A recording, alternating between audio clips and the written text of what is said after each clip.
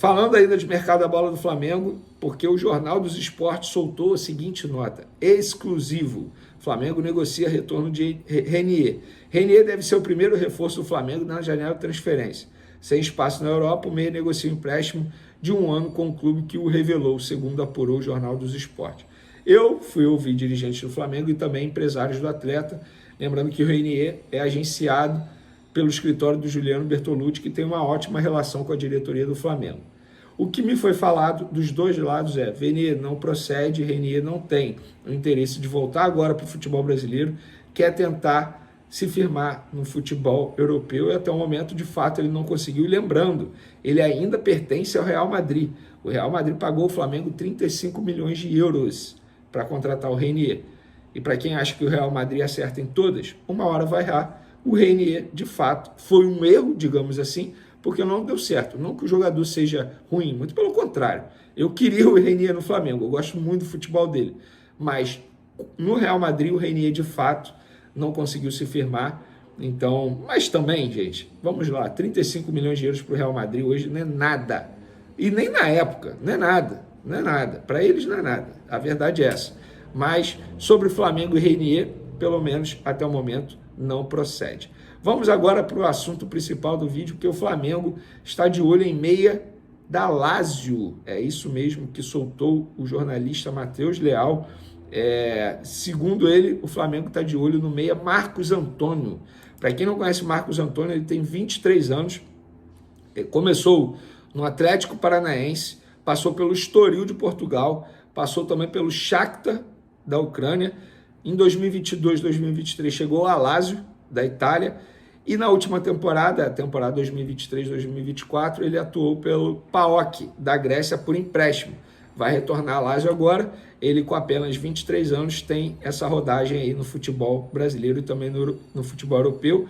Ele disputou o Sul-Americano Sub-20 em 2019, Mundial Sub-17 em 2017 e Sul-Americano Sub-17 também em 2017. Tem passagem pela seleção de base da seleção, pela base da seleção brasileira.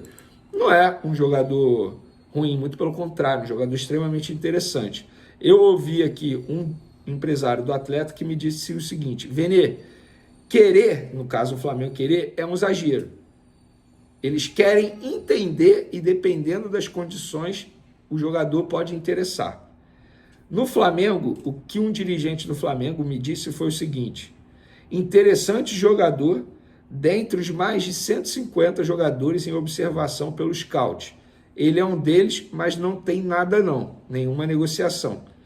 Faz sentido, os dois falaram basicamente a mesma coisa, mas com palavras diferentes. O Flamengo não abriu negociação, fez um contato para entender as condições, o que é normal, tá? Eu acho que isso é extremamente normal, também não é nenhum absurdo. O Flamengo liga, vem cá, Marcos Antônio, nosso scout aqui aprovou, como que é a condição dele aí?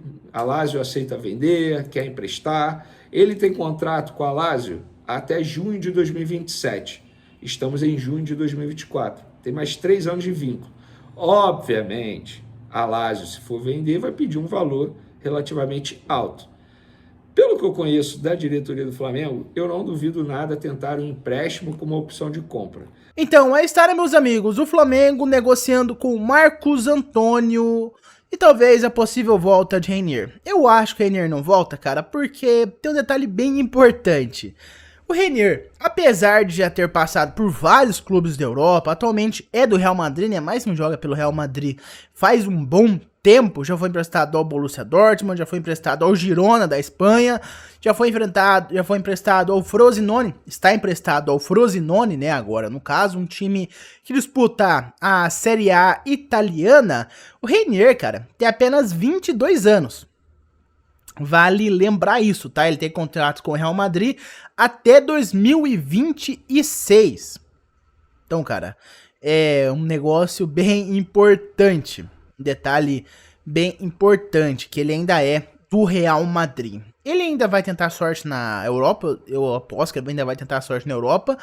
Pode conseguir, pode não conseguir, cara. Tomara que o Renier consiga se firmar na Europa, né? Um jogador do Flamengo, né, da base do Flamengo, subiu do sub-20 pro time profissional, daí já foi vendido ao Real Madrid, é um jogador, um baita no jogador, um cria da base do Flamengo, né, e lembrando, caso o Reinier seja vendido ou continue no Real Madrid, se continuar não, né, mas se ele se destacar, jogar pelo Real Madrid e for vendido para outro time da Premier League, um time qualquer da Premier League aí, o Flamengo ganha dinheiro, tá? Porque o Flamengo é o clube formador do Reinier. Então o Flamengo abocanha 4% de toda a negociação que acontecer envolvendo o Reinier, cara. Então vale prestar bastante atenção nisso.